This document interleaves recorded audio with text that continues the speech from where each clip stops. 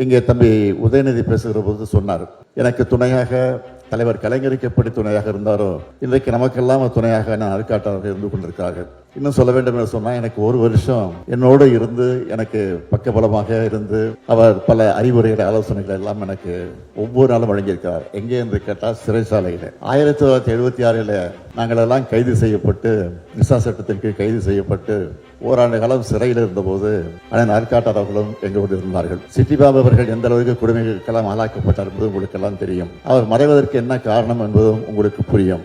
அது பற்றிலாம் நான் மனவிடாமை பேச விரும்பல.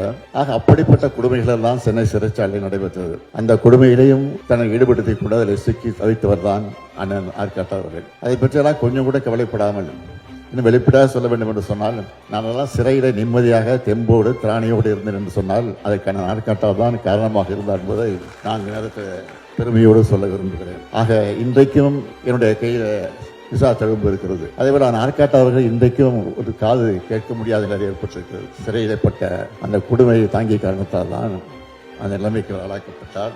எனவேதான் தலைவர் கலைஞர் அவர்கள் அண்ணன் அருட்காட்டார் அடிக்கடி சொல்லுவது, வைரம் வாய்ந்த ஒரு தொண்டன் அண்ணன் அருட்காட்டார் என்று பல நேரங்களில் சொல்லியிருக்கிறார்.